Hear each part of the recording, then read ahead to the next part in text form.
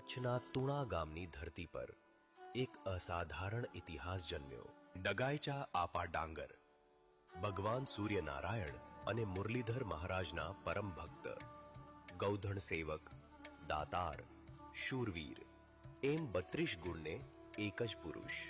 રોજ સૂર્યોદય પહેલા ઉઠી નદી ઘાટ પર ગળા સુધી પાણીમાં ઊભા ઊભા સૂર્ય ઉપાસના કરે. જ્યાં સુધી સૂર્યના દર્શન ન થાય ત્યાં સુધી અન્ન જળ નહીં. આ હતો આપાનો અટલ નિયમ. પાટણમાં સિદ્ધરાજ જયસિંહ રુદ્રમહાલ મંદિર બંધાવતા હતા, પણ કળશ ચઢ્યો નહીં. તેથી 32 લક્ષણ ધરાવતા ઉત્તમ પુરુષની ખોજ નીકળી. આપા ગળા સુધી પાણીમાં ઊભા ઊભા સૂર્ય ઉપાસના કરતા હતા. ત્યારે ચારણે પરીક્ષા કરતા હાલ જ 5 પછેડી માંગી. ઘેર નહીં, અત્યારે જ આપી દે. આહિરના ટેકીલા દીકરાએ સૂર્ય ભગવાનની સામે 2 હાથ ઊંચા કરીને કરગર જાત ઉઠાવી. દાદા, ભક્તની આબરૂ આજ તમારા હાથમાં. અને ખર સૂર્યના કિરણોમાંથી 5 પછેડી ઉતરી આવી, જેમ દ્રૌપદીના ચીર. ભગવાને ભક્તની લાજ રાખી. ત્યારબાદ આપા ઘોડે ચડી પાટણ ભણી નીકળ્યા. સાંતલપુર પાસે ધૂળ ઉઠી. ગૌધન ઉપર હુમલો. આપાએ ઘોડો વાળ્યો. તલવાર ખુલી.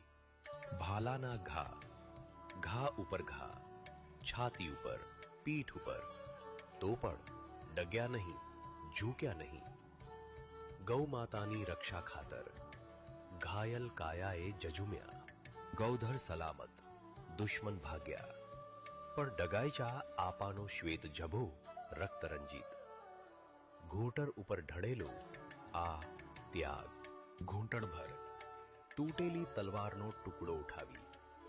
ચારણ, આ મારો કાપેલો હાથ. કળશ ઉપર સ્પર્શ કરાવજો.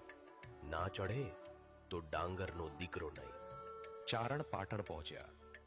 ઘાયલ આપાનો કાપેલો હાથ જેમ જ રુદ્રમહાલના કળશને સ્પર્શ્યો કે આપમેળે કળશ ચઢી ગયો.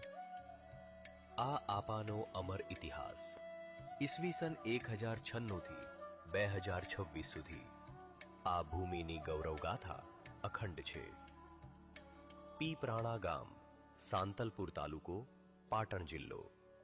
ડગાઈચા આપા ડાંગરના પવિત્ર ધામ ઉપર આ ઇતિહાસના સાક્ષી બનવાનો આજનો આ ક્ષણ છે.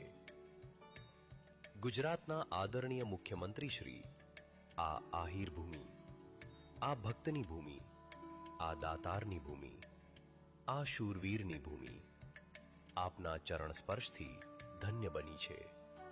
જય ડગાઈચા દાદા, જય દ્વારકાધીશ.